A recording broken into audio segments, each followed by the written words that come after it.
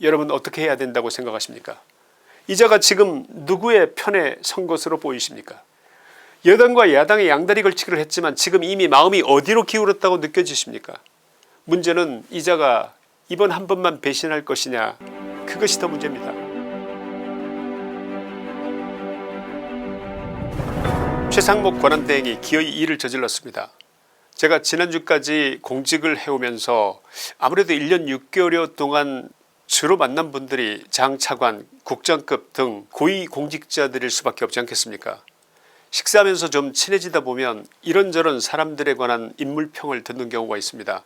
그 중에서 최상목 권한대행에 대해서 들은 얘기들이 좀 있어서 말씀을 드리겠습니다. 관료 출신으로서 그분만큼 큰 지위에 올랐다면 물론 능력이 있는 분이겠지만 어떻게 저 자리까지 갔느냐를 놓고 본다면 조금은 다른 평가들이 많이 들려서 내심은 참 놀랐었습니다. 사람에 대한 평가는 그가 얼마나 명문대학에서 공부했고 그래서 그가 가진 지식이나 업무를 다루는 능력이 어떠냐, 이런 것이 주를 이루는데 과연 이것만이 그를 평가하는 주된 잣대가 돼야 하는지는 제가 세상을 살아보니 그것은 아닌 것 같을 때가 많습니다. 그런 평가의 기준 말고 이런 것은 어떻습니까? 그 사람의 인간 됨됨이, 인간을 바라보는 관점이나 자세, 사람에 대한 의리, 그리고 윗사람을 대할 때와 아랫사람을 대할 때 사람이 표변하지는 않는지, 주위에 자신을 위해서 일하는 부하 직원들을 괴롭히고 또 갈구지 않고 그들을 정말 진심을 담아 존중하는지, 관료로서 특정 사안을 결정해야 할 때 자신의 출세에 유리한 선택을 늘 했던 것은 아닌지, 또는 표리부동한 모습을 주변 사람들에게 자주 들킨 것은 아닌지, 이런 것들이 사실은 훨씬 더 중요한 판단 기준이 되어야 하지 않겠습니까? 여러분의 사람 보는 기준은 어떠신지 궁금합니다. 최상목과 가까이서 일을 해본 사람들이라면 그가 어떤 사람인지 당연히 그에 대한 느낌, 다른 말로는 인물평을 갖고 있는 것은 당연하고도 자연스러운 일일 것입니다. 사람은 아무리 어느 순간에 잘 가장하고 잘 꾸민다고 하더라도 그가 살아온 삶의 궤적 속에서 최소한 그와 가까이 일해본 주변 사람들에게만큼은 그의 실체를 들키게 마련입니다. 제가 최상목 대행의 인간 됨됨이에 대해서 들었던 얘기는 별로 좋지가 않았습니다. 그래서 이번에 걱정을 사실은 내심으로 했던 겁니다. 한덕수 권한대행 다음에 최상목 대행이 권한대행을 맡게 된다면 일이 좀 꼬이지 않겠나, 이런 생각을 해오던 차였습니다. 걱정하던 일이 정말 현실이 되면서 또 한번 원래 사람은 살아온 행실에 방향이 있고 그 방향이라는 게 결코 변하지 않는 법이구나 하는 것을 다시금 느끼게 됐습니다. 보다 본격적인 말씀을 하기에 앞서서 부탁드릴 말씀이 있습니다. 아직까지 구독하지 않은 채로 방송을 시청하는 분이 계시다면 이번 기회에 구독 버튼과 알림 버튼을 함께 눌러주시기 바랍니다. 지금 위기에 처한 대한민국을 구하기 위해서 뭐라도 무엇이라도 해야 하는 시점이 됐습니다. 박근혜 대통령을 내쫓는데 앞장섰던 조선중앙동아가 이번에도 그때와 똑같이 진실을 외면하고 저들이 뿌리는 거짓 선전, 마타도를 기사로 칼럼으로 쏟아내는 이 시대, 김치환의 시사에다가 미력 하나마 제2의 언론으로서의 역할을 다하고자 합니다. 여러분의 도움이 절실히 필요합니다. 최상목 대행의 한 행위, 그가 어떤 짓을 했습니까? 헌법재판관 3인 중 2명을 여당 1명 야당 1명에 대한 임명을 강행함으로써 헌법재판소 재판관 6인 체제를 8인 체제로 바꾸는데 야당에게 협조한 건, 바로 그 건을 말씀드리려는 것입니다. 이것이 왜 문제입니까? 이것이 왜 정부 여당에게 치명상을 입힌 것으로 받아들여질까요? 헌법재판관 6인 체제에서 단 한 명만이라도 반대하면 윤 대통령에 대한 탄핵은 기각됩니다. 그러나 8인 체제가 되게 되면 무려 3명이 반대해야만 탄핵이 기각되는 것입니다. 탄핵 기각의 난이도가 6인 체제일 때보다 3배씩이나 높아진 것입니다. 말이 3배지 사실은 심각한 상황입니다. 민주당이 춤추고 대놓고 좋아할 일을 다른 사람도 아닌 정부 여당의 최상목 권한대행이라는 자가 저지른 것입니다. 그 결과 몇 명의 권한대행이라도 탄핵해버리겠다, 헌법재판관 임명이 될 때까지 탄핵을 계속하겠다던 민주당이 요즘에 표정관리에 들어갔습니다. 최상목 탄핵하겠다던 협박이 쑥 들어가 버린 것입니다. 최상목 이자의 행동이 무엇을 의미했는지 이해되십니까? 비유하자면 아군의 무기고에서 몰래 최고 성능의 신무기 하나를 훔쳐낸 다음에 아군 아무도 모르게 밤에 적군을 만나서 모종의 거래 약속을 받고 적에게 이 무기를 갖다 바친 셈인 것입니다. 큰일 났습니다. 이 무기가 이제 적의 손에 있으니 앞으로 적을 어떻게 막을 수 있겠습니까?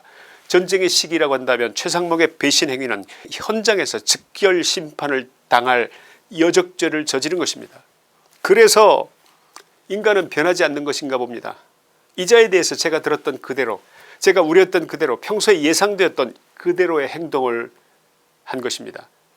여당에도 한 다리, 야당에도 한 다리, 양다리를 걸쳐놓고 자신의 직을 연장시켜 보겠다는 심산. 혹시 야당이 정권을 잡을지도 모르는데 이때도 살아남을 생명의 끈을 만들어 놓겠다는 굳은 결심. 최상목을 겪어본 사람들은 내 이럴 줄 알았다, 단박에 이런 말을 합니다. 혹시 다른 소문을 알고 계신 분 계십니까? 지금 정부와 국민의힘당이 발칵 뒤집힌 상태입니다. 첫째, 정진석 대통령 비서실장과 수석급 비서관 전원이 항의 표시로 사퇴 의사를 밝혔습니다. 둘째, 김태규 방통위원장 대행도 최상목에게 왜 한마디 상의도 없이 했냐며 사직서를 현장에서 던졌습니다. 셋째, 국민의힘당과도 단 한마디 상의가 없이 내린 결정이었습니다. 넷째, 심지어 국무회의에서조차 논의하지 않은 채 독단적으로 결정을 내린 것으로 알려졌습니다. 다섯째, 최상목이 지난 30일 우원식 국회의장을 만난 자리에서 헌법재판관 임명권을 놓고 거래를 한 것으로 알려졌습니다. 어떻게 느껴지십니까? 국민의힘과도 국무회의에서도 심지어 대통령 비서실장과도 단 한마디의 상의도 없이 민주당과 몰래 만나서 헌법재판관 문제를 논의한 다음 독단적으로 임명을 강행해버린 이 최상목이라는 인간, 이 경악스러운 인간을 여러분 어떻게 해야 된다고 생각하십니까? 이자가 지금 누구의 편에 선 것으로 보이십니까? 여당과 야당의 양다리 걸치기를 했지만 지금 이미 마음이 어디로 기울었다고 느껴지십니까? 문제는 이자가 이번 한 번만 배신할 것이냐, 그것이 더 문제입니다.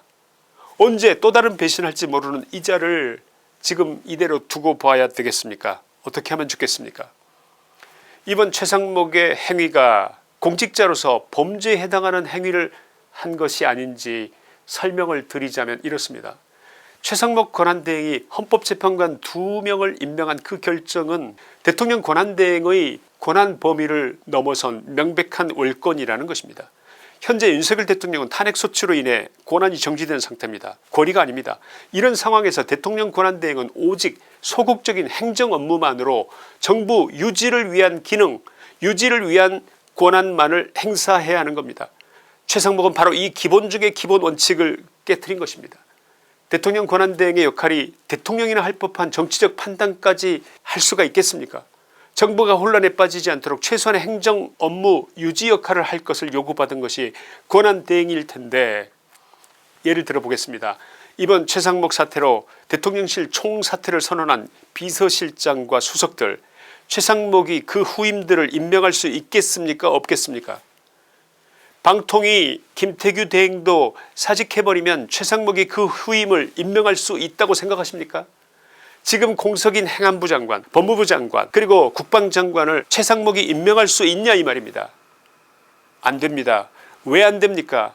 대통령이 고립된 상태가 아니기 때문입니다. 단지 권한이 정지된 상태일 뿐 언제고 다시 돌아올 수 있다는 것이 전제되어 있기 때문에 권한대행으로서 최상목은 현상을 유지하는 단순 업무, 행정 업무를 해야 할 뿐 국무위원을 임명하는 등의 적극적 행위를 할 수 없는 것입니다. 대통령만이 소극적이든 적극적이든 정치적 선택이든 모든 대통령으로서의 권한 행사를 할 수 있는 것입니다. 권한대행이 국무위원도 비서실장도 임명하면 안 되는데 하물며 대법원장, 대법원 판사 임명, 그리고 이번에 헌법재판관의 임명과 같은 타 국가기관의 임명권이야 더 말할 것도 없는 것 아니겠습니까? 이치가. 이것은 최상목 권한대행이 절대로 해서는 안 되는 권한 밖의 짓을 벌인 것입니다. 더구나 헌법재판관 임명이라는 중대한 결정을 국무회의에도 상정하지 않고 대통령실 비서관들과 단 한마디의 상의도 없이 국민의힘당과도 상의 없이 오히려 밀실에서 민주당의 우원식을 만나서 정치적 거래로 추정되는 행위를 한 것입니다. 무슨 약속을 받았는지 어떻게 합니까? 게다가 이번 사안은 대통령 탄핵 심판에 직접적인 영향을 미칠 수 있는 사안이라는 점에서 정부 여당에게 그리고 윤 대통령에게 큰 상처를 준 것입니다. 공직자에게 요구되는 공직가치라는 것이 무엇일까요? 국가가 위기에 처했을 때, 자신이 속한 행정부가 어려울 때 국가의 편에서, 정부의 편에서 문제를 해결하기 위한 노력을 해야 되는 것이 당연히 공직자가 지켜야 할 공직가치 아니겠습니까? 이러한 관점에서 본다면 최상목은 자신이 임명해준 임명권자에게, 그리고 국민의힘당에게, 정부 여당의 국무위원들에게, 나아가 윤 대통령께서 돌아오기를 간절히 바라는 자유우파 국민들과 최근에 뭔가를 깨닫고 움직임을 적극적으로 보이고 있는 중도층 국민들의 가슴에 대못을 박는 중대 범죄 행위를 저지른 것입니다. 최상목의 행위는 공적 측면에서 범죄 행위입니다. 절대로 있어서는 안 되는 짓을 범한 겁니다. 정부라는 조직 내에서 중요한 위치에 있는 사람이라면 최소한 조직에 대한 소속감, 임명권자에 대한 존중과 충성심, 의리, 이런 것은 너무나 기본적인 것 아니겠습니까? 최소한 그 정도는 돼야 인간답다고 생각해 줄 수 있지 않겠냐, 이 말입니다. 어떻게 한동훈 같은 인간이 또 나옵니까? 최상목에게서는 인간의 냄새가 나지 않습니다. 한동훈도 그랬었습니다. 그의 행위는 자신이 속한 조직을 배신하는 행위입니다. 게다가 어떻게 인생을 살았길래 이렇게 어려움에 처한, 그래서 자신을 발탁해주고 임명해준 대통령의 등에 칼을 꽂는 행위를 할 수 있단 말입니까? 최상목 대행이 변명이라고 경제와 민생 위기를 내놓았는데 좋습니다. 그런 논리라면 왜 야당 추천 몫에 헌법재판관을 2명이 아니라 1명만 임명한 것입니까? 왜 나머지 1명은 여야 합의의 필요성이 있다면서 보류했습니까? 이게 민생과 경제와 무슨 관계가 있습니까? 경제를 핑계로 한 정치적 결정, 어떻게 하면 야당의 비위를 맞출까, 그래서 훗날 자신의 출세길이 막히지 않도록 터놓을까에 몰두한 결과이지, 이게 무슨 경제와 민생 때문이라는 겁니까? 이게 말이나 됩니까? 그래서 국무회의에서 거론하면 반대할까봐, 국민의힘에 한마디라도 새나가면, 그래서 의논하면 반대할까봐, 정진석 비서실장하고 의논하면 그가 반대할까봐 몰래 민주당 만나서 거래하고 합의를 본 것 아니겠습니까? 결론입니다. 국무회의에서 항의에 못 이겨 최상목이 사퇴하겠다고 말을 뱉었다는데 말만 하지 말고 사퇴하기 바랍니다. 그 정도의 인간성을 가진 자가 권한대행이라는 것은 언제 어떤 사고를 또 칠지 알 수가 없기 때문에 하루빨리 사퇴를 시켜야만 합니다. 재경부에 최상목 사퇴를 위한 조화, 사퇴하라는 의미의 조화를 보내는 것도 그 한 방법이 될 수 있다고 생각합니다. 사람의 결은 변하지 않는 법입니다. 사퇴가 문제가 아니라 그를 처벌할 수 있는 방법을 찾아내야 할 때라고 생각합니다. 의리를 지키면서 절대로 배신을 하지 않는 사람은 있어도 딱 한 번만 배신하는 놈은 본 적이 없습니다. 한 번 배신한 놈은 또 하고 또 하고 또 하는 법입니다. 김치환의 시사이다였습니다. 감사합니다.